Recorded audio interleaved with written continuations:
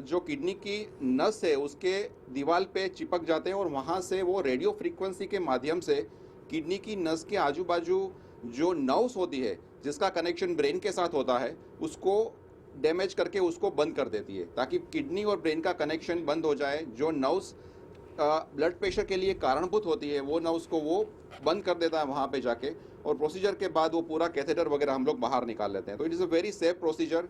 और added feature जो इसमें है कि वो आर्टिफिशियल इंटेलिजेंस इनेबल्ड कैथेटर और सिस्टम है, जिसमें पेशेंट की सेफ्टी और ज़्यादा होती है, क्योंकि जब भी ऐसा सिस्टम को ऐसा लगे कि टेम्परेचर कुछ हद से ज़्यादा बढ़ रहा है या तो फिर ज़्यादा डैमेज हो रहा है इन शॉर्ट, तो ऑटोमेटिकली वो इलेक्ट्रोड को स्विच ऑफ कर देता है और मशीन ऑटोमेटिकली वहाँ पे एनर्जी देना बंद कर देता है। तो ये artificial intelligence enabled latest curve वाला टेक्नोलॉजी वाला जो कैथेटर है, that is one of the newer addition into this therapy.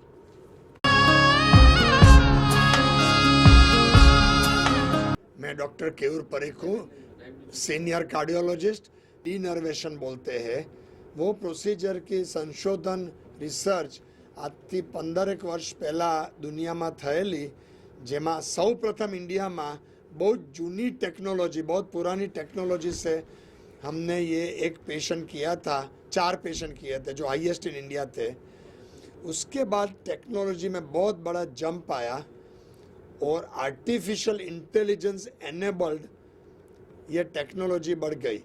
ये टेक्नोलॉजी सिंपल एक कैथेटरनी अंदर 4 इलेक्ट्रोड्स आवे छे અને બહાર એક કોન્સોલ છે, આર્ટિફિશિયલ ઇન્ટેલિજન્ટ કોન્સોલ।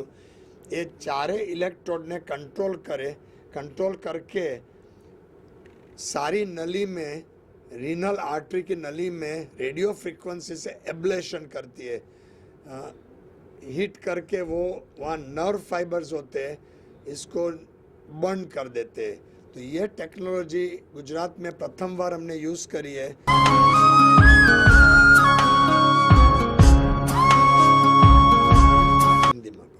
मैं doctor Vipul Kapoor, senior interventional cardiologist, doctor Keyur bhai और उनकी टीम के साथ में यहाँ मैरेंगो सिम्स हॉस्पिटल में कार्यरत हूँ एज एन इंटरवेंशनल कार्डियोलॉजिस्ट।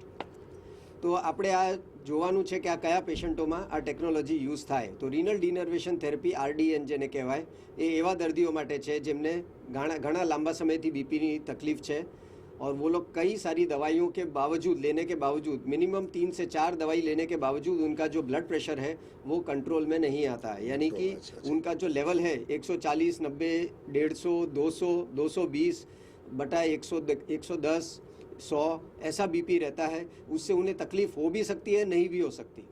लेकिन बीपी लेवल इतना हाई रहे तो बाकी सारी चीज़ों की रिस्क फैक्टर बहुत बढ़ जाते हैं, जैसे कि उनको ब्रेन अटैक, स्ट्रोक आना, हार्ट फेलियर होना, हार्ट अटैक आना, किडनी की नसें खराब होना, आंखें चली जाना, ये सब का रिस्क रहता है। तो ऐसे मरीजों में टेक्नोलॉजी अत्यंत कारगर सिद्ध थई છે, ઘણી બધી રિસર્ચ થઈ છે અને એ બધામાં આ ટેકનોલોજી આપણને મદદરૂપ થાય છે। मैं doctor Tejaswi Patel, CIMS hospital, Marengo CIMS hospital Ahmedabad में इंटरवेंशनल कार्डियोलॉजिस्ट हूँ।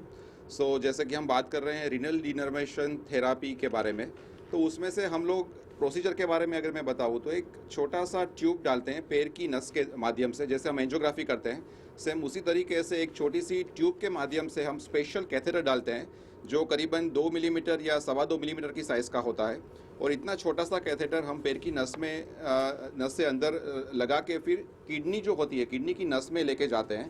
वो जो कैथेटर का जो भाग होता है वो सर्कुलर होता है, जिसको हम रिनल डिनर्वेशन कैथेटर बोलते हैं। Report by Ashwin Limbachiya, Bharat mirror, Ahmedabad.